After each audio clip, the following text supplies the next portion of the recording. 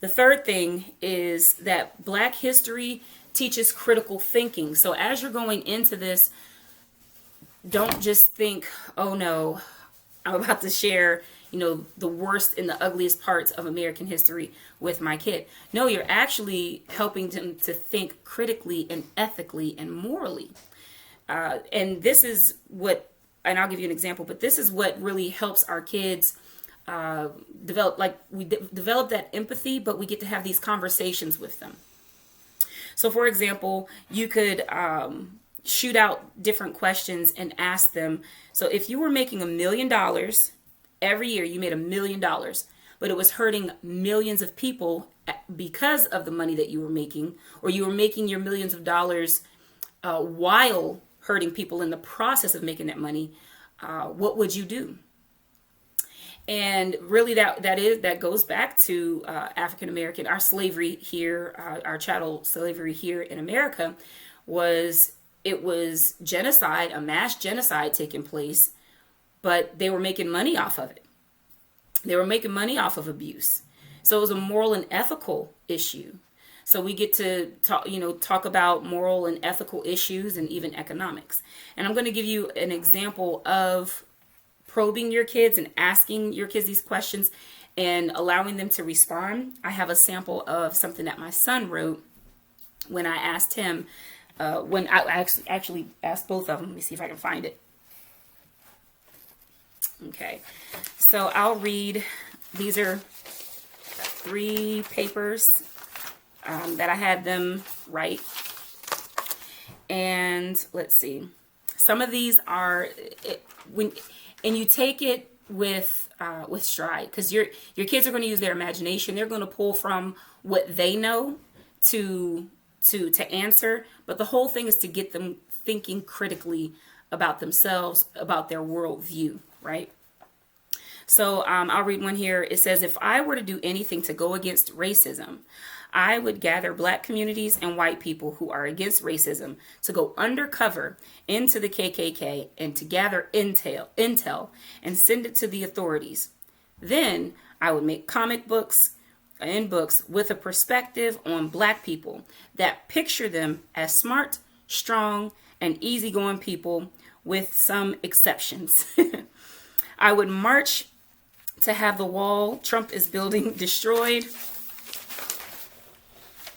Encourage someone who doesn't like racism to run for president. I would join a spy agency to find dirt on any threat to the Black or Hispanic communities. I will make the world I will make the world the way God wanted it.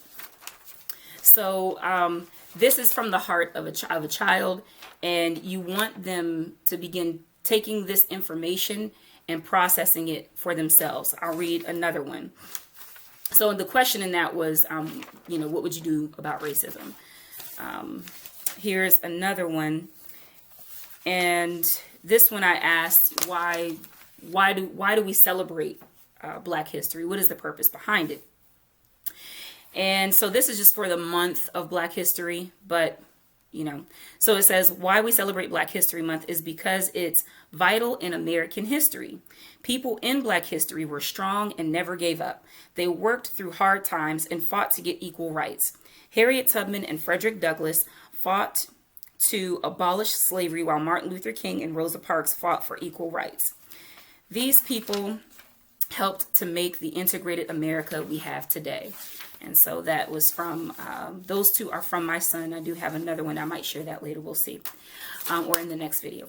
So you give them the information. And you can even hear in that last one, that very traditional thinking and upbringing that I was talking about, that I had, that I, passed down to them, where we started with the slavery. And of course, he mentioned Frederick Douglass and Harriet Tubman, and then Martin Luther King and Rosa Parks. There's nothing wrong with that. However, the ability to, what I love about homeschooling is that we get to go off the beaten path a little bit.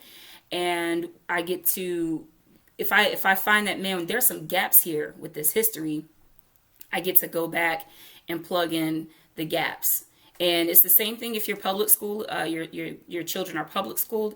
If you find that it's just that traditional, your history starts here, your issues end here, then you can find supplements, and I'll provide some of those resources to you guys again in the next video.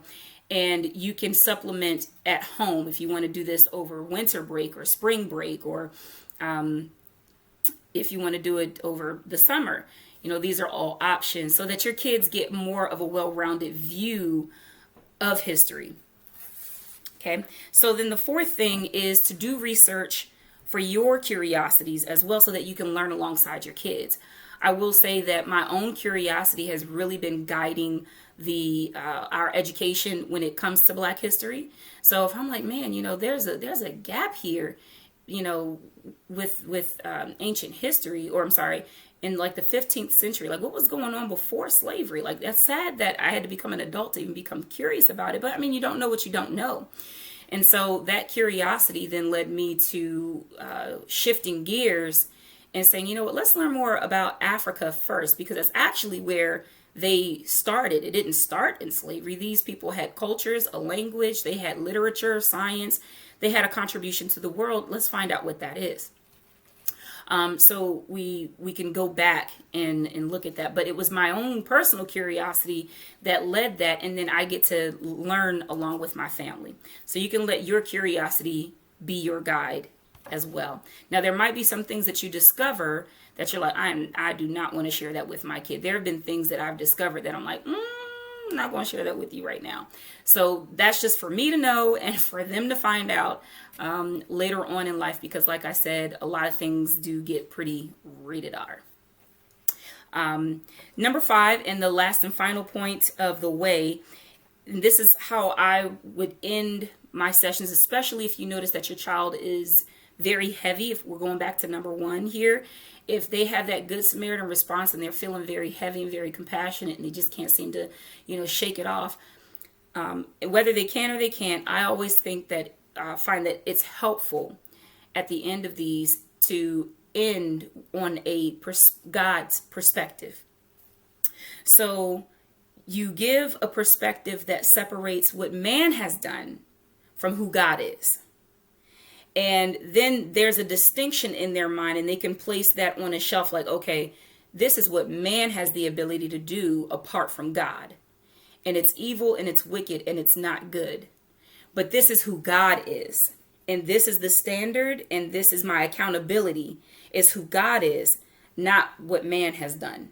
And so that puts a separation, and even it just incorporates, if you wanted to incorporate, you can do Bible scriptures here. You can do other Bible stories here on character. Like I even mentioned, the Good Samaritan. And so you can talk about love. There's so many different things that you can insert as you're ending your session with your child or your children. But this does show the destructive power of man apart from God, in that the power is going to be when God is in our hearts. You know, when we have the Lord in our hearts, a person who truly has God in their hearts does not behave this way. You can even show them the hypocrisy that some people, a lot of the slave masters were proclaiming to be Christians, yet they came up with a slave Bible to brainwash the slaves.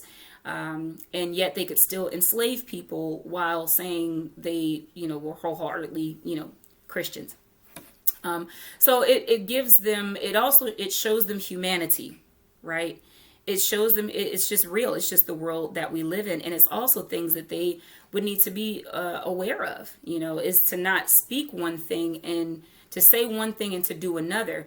To do something and to say something, and for those two things to be in alignment, that's your integrity.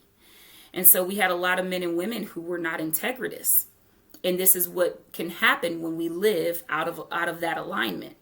Even in self-deception, where we think to ourselves, oh no, I'm holy, I'm righteous, and I can go to church and I can do all these things. But yet over here, I'm not even hiding the fact that I'm abusing someone at the same time. So you can show them those inconsistencies, make more conversation about that. But this is how I would do, is I would then pray And thank God for the men and the women who had the strength and the bravery and the courage to stand up to do something, black and white. Anyone who had that spirit of God in them that stood up and said no more. People that actually combed through the scriptures and were like, wait a minute, slavery is wrong. Racism is wrong. You know, we can thank God for people in our country who fought to do those things. And then we can pray and ask God to help us to have that character, to have his spirit and his heart for people. And we can also pray for people's hearts to be changed, that might still have and take on that mentality, so that hateful mentality. So you, at the end of it, you want to change that perspective and give them God at the end, because ultimately that's what all this needs to boil down to, is who is God? What does God say about this? What does God think about it? Okay, so I hope that has been helpful to you, and I'm going to share a little bit more in my next video. Thanks.